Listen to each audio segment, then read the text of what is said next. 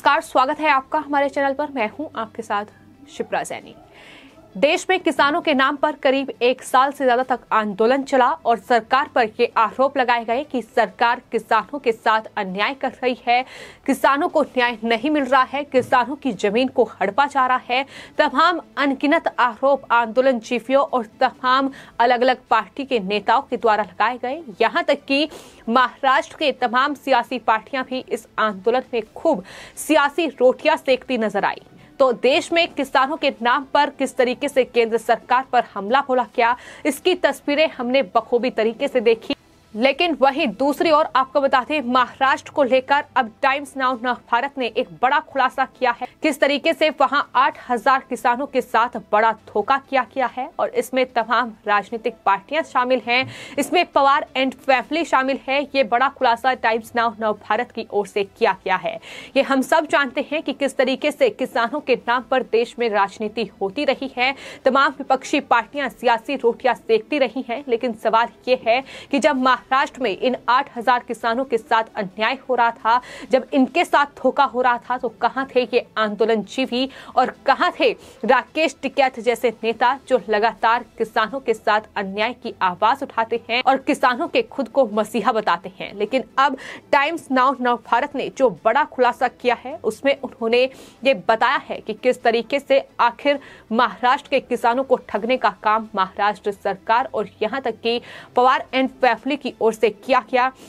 किस तरीके से महाविकास आघाड़ी सरकार में शामिल नेताओं ने वहां की चीनी शुगर मिलों को बंद करा दिया और आज वहां किसान बदहाली के दौर में जीवन व्यतीत कर रहे हैं, क्योंकि जिन किसानों ने अपना सब कुछ इन चीनी मिलों पर न्यौछावर कर दिया, जिन किसानों ने अपने जीवन भर की गाढ़ी कमाई को इन चीनी मिलों में लगा दिया, यहाँ तक कि तमाम जो पूंजी थी वो सारी पूंजी इन शुगर मिलों में लगा दी। लेकिन उसके बाद इन्हीं मिलों में हुआ घोटाला साफ तौर पर यह इशारा कर रहा है कि किस तरीके से महाराष्ट्र में पवार एंड फैमिली और शिवसेना ने महाराष्ट्र के किसानों को ठगने का काम किया है। टाइम्स नाउ भारत ने जो बड़ा खुलासा किया है उसमें यह बताया है कि देश के 8000 गन्ना किसान, खासतौर पर महाराष्ट्र के जालौन के किसानों की बात टाइम्स नाउ भारत की ओर से की गई है।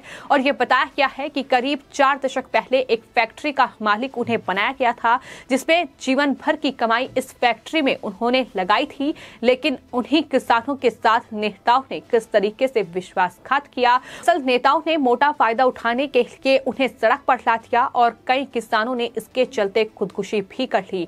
तमाम जो नाम सामने आए हैं उसमें महाराष्ट्र के डिप्टी सीएम अजीत पवार हैं, उसमें शिवसेना के नेता जो हैं उनका नाम शामिल है, अर्जुन खोतकर, इसके अलावा पद्माकर मूले जो कि औरंगाबाद से एनसीपी के नेता हैं। इस पूरे घोटाले में उनका नाम सामने आया है। महाराष्ट्र स्टेट कोऑपरेटिव बैंक में हुआ 25,000 करोड़ रुपए का घोटाला इस बात की गवाही देता है कि किस तरीके से महाराष्ट्र में महाविकास आघाड़ी सरकार शरद पवार, अजीत पवार, उनके भतीजे, उन्होंने महाराष्ट्र के किसानों को ठगने का काम किया है। उन्होंने सहकारिता विभाग में बड़ा भ्रष्टाचार किया है। ये 25,000 करोड़ रुपए का घोटाला अपने आप में इस बात की गवाही देता है और बताता है कि किस तरीके से वहां लगातार किसानों को खुदकुशी पर मजबूर किया जा रहा है। अब ये बड़ा खुलासा किया गया है जिसमें साफ तौर पर किसान ये कह रहे हैं कि दरअसल हजारों लोगों के योगदान से ये चीनी मिलों की शुरुआत हुई थी। पैसे शेयर होल्डर को नहीं दिए गए और शरद पवार, अजीत पवार का ये पूरा खेल है, यानी इन्होंने मिलकर ये भ्रष्टाचार किया है। किसान ये भी कह रहे हैं कि शिवसेना ने एनसीपी के साथ मिलकर महाराष्ट्र के किसानों को बदनाम करने का काम कर दिया है। साथ ही किसान ये भी कह रहे हैं कि अलीबाबा में 40 चोर हैं, लेकिन महाराष्ट्र सरकार के भीतर लगभग 1000 चोर हैं जो इस तरीके से किसानों को लूट रहे हैं, जो इस तरीके से किसानों को आत्महत्या करने पर मजबूर कर रहे हैं। तो फिलहाल टाइम्स नाउ भारत की ओर से ये बड़ा खुलासा, जिसमें साफ तौर पर इन आंदोलनजीवियों के साथ साथ महाराष्ट्र में महाविकास आघाड़ी सरकार को बेनकाब करने का काम किया गया है। जो किसान ये कह रहे हैं कि महाराष्ट्र में शिवसेना और एनसीपी ने किसानों को मिलकर लूटा है। किस तरीके से महाराष्ट्र के जो बड़े नेता हैं, फिर चाहे उप मुख्यमंत्री अजीत पवार हो, चाहे शिवसेना के नेता अर्जुन खोतकर हो जो कि जालना से हैं, और इसके अलावा भी कई नेता इस पूरे घोटाले में शामिल हैं जिन्होंने मिलकर किसानों की जिंदगी को बर्बाद किया है। बता दें कि मुंबई से 400 किलोमीटर दूर महाराष्ट्र के जालना जिले की ये शुगर फैक्ट्री जिसमें ये घोटाला हुआ है और इसका सच सामने आया है और टाइम्स नाउ नवभारत के रिपोर्टर ने ये खुलासा किया है। बताया है कि बाला साहेब पवार जो कि यहाँ के पूर्व सांसद है, उन्होंने 80 के दशक में जालना सीट से जो कांग्रेस के सांसद थे तब उन्होंने 4 दशक पहले सहकारिता के जरिए जालना की रामनगर शुगर फैक्ट्री का निर्माण प्लान बनाया था और उसमें उन्होंने किसानों से ये आग्रह किया था कि वो अपनी जमीन और अपनी जो भी कमाई है वो इस शुगर फैक्ट्री में लगा दें और इसके जो बाद उन्हें मिलेगा वो इस शुगर फैक्ट्री के मालिक बनेंगे, शेयर होल्डर उन्हें मिलेगा। ये तमाम चीजें उनसे वादा किया गया था और इस तरीके से किसानों ने अपने जीवन भर की गाढ़ी कमाई को इस फैक्ट्री में लगाया था और तब लगभग 7,861 किसान थे जो इस शुगर फैक्ट्री से जुड़े थे। तब उन्होंने अपना कर्ज लेकर और जेवर बेचकर इस तरीके से इस शुगर फैक्ट्री में पैसे लगाए थे। किसानों ने 171 एकड़ की जमीन दी थी, सरकार ने 100 एकड़ जमीन दी थी और सरकार ने 4 करोड़ 3 लाख रुपए का फंड दिया था। 10 साल तक ये फैक्ट्री सफलता से चली, लेकिन 1997 से 1958 में इसमें अजीत पवार जो कि शरद पवार के भतीजे हैं उनकी एंट्री हुई और बोर्ड ऑफ डायरेक्टर चेंज हुए। कब्जा करने की साजिश यहीं से रची गई और करीब 8,000 किसानों का सब कुछ बर्बाद हो गया। यानी किस तरीके से इस मिल के जरिए कर्ज लिया गया बैंकों से, ये तमाम चीजें हैं जो इस पूरे मामले पे अजीत पवार और अर्जुन खोतकर जैसे नेताओं को बेनकाब करने के लिए काफी हैं। हम ये पहले भी देख चुके हैं कि किस तरीके से अजीत पवार पर ईडी का शिकंजा अलग अलग मामलों में कसा गया है और उसमें 25,000 करोड़ रुपए का महाराष्ट्र स्टेट कोऑपरेटिव बैंक में हुआ घोटाला भी शामिल है, जिसमें ईडी ने बड़ी कार्रवाई की थी और ईडी ने अजीत पवार पर एक चीनी मिल कारखाने में बड़े घोटाले का आरोप उन पर है, जिसमें आयकर विभाग ने भी कार्रवाई की थी। तो पवार एंड फैमिली इसमें फंसी हुई है, ये खुलासा बार बार हुआ है जब भी कार्रवाई की गई है। लेकिन फिलहाल किस तरीके से महाराष्ट्र के 8,000 किसानों की जिंदगी महाविकास आघाड़ी सरकार और खासतौर पर पवार एंड फैमिली ने बर्बाद की है, उन्हें आत्महत्या करने पर मजबूर किया गया है, ये मुद्दा महाराष्ट्र की सियासत में अब गरमाया हुआ है। देश में आंदोलन का सबसे बड़ा चेहरा रहे समाजसेवी अन्ना हजारे ने ये साफ तौर पर कहा है कि महाराष्ट्र में 59 शुगर फैक्ट्री बंद है, 25,000 करोड़ रुपए का ये बड़ा भ्रष्टाचार हुआ है।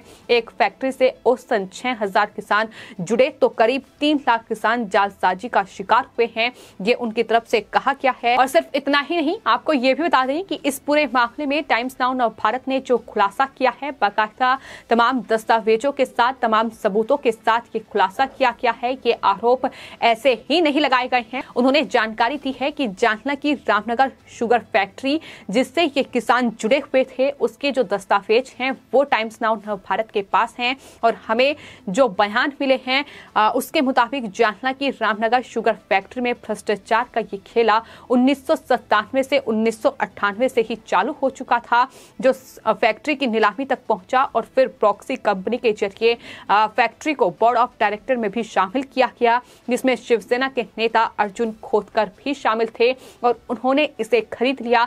ये बड़ा खुलासा हुआ है और यही वजह है कि किसान ये दावा कर रहे हैं कि दरअसल शिवसेना और एनसीपी ने मिलकर ये घोटाला किया है, मिलकर ये भ्रष्टाचार किया है, मिलकर किसानों की जिंदगी को बर्बाद किया है। लेकिन सबसे चौंकाने वाली बात यह है कि दरअसल एक तरफ शिवसेना के नेता संजय राउत, शरद पवार, नवाब मलिक अलग अलग मुद्दों पर किसानों के केंद्र सरकार को घेरते हैं।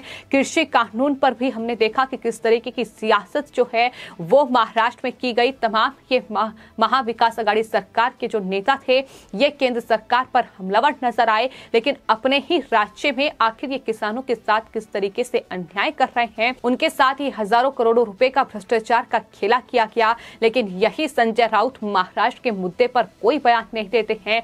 महाराष्ट्र के किसान जिन्हें पानी नहीं मिल रहा है, जिन्हें खेत में लगाने के लिए फसल तैयार नहीं हो पा रही है क्योंकि वहां तमाम संसाधन की कमी है, तमाम जो फसल है उसकी उपज वो नहीं कर पा रहे हैं, ये तमाम परेशानियां हैं जो इस पूरी रिपोर्ट में वहां के किसानों ने बयां की है कि किस तरीके से इस सरकार ने और सरकार के नेताओं ने यानी महाविकास आघाड़ी सरकार ने महाराष्ट्र के किसानों को बर्बाद किया है और उन्हें खुदकुशी करने पर मजबूर किया है। तो फिलहाल ये रिपोर्ट जिसमें कई चेहरे बेनकाब हुए हैं, जिसमें महाराष्ट्र के उप मुख्यमंत्री अजित पवार हैं, जो कि एनसीपी प्रमुख शरद पवार के भतीजे हैं। इसके अलावा अर्जुन खोतकर हैं और इसके अलावा पद्माकर मूले हैं, जो कि एनसीपी के नेता हैं औरंगाबाद से, और मूले कंपनी के मालिक भी हैं। तो ये तमाम चेहरे हैं जो इस रिपोर्ट में पूरी तरीके से बेनकाब हो चुके हैं। लेकिन सवाल यही है कि आखिर कहां है खुद को किसानों का मसीहा कहने वाले राकेश टिकैत? क्या उन्हें महाराष्ट्र के इन किसानों का दर्द समझ में नहीं आता है, या फिर वो समझकर भी अनजान बन रहे हैं? क्योंकि आंदोलन के बीच वो कई बार महाराष्ट्र भी गए हैं, लेकिन अगर वो महाराष्ट्र के किसानों का दर्द नहीं बांट सकते हैं तो आखिर इस नौटंकी का क्या फायदा? ये तमाम सवाल हैं जो सोशल मीडिया यूजर्स लगातार राकेश टिकैत पर दाग रहे हैं। फिलहाल आपकी इस पूरे मामले पर क्या राय है, हमें कमेंट बॉक्स में जरूर लिखें और चैनल को सब्सक्राइब करें। धन्यवाद।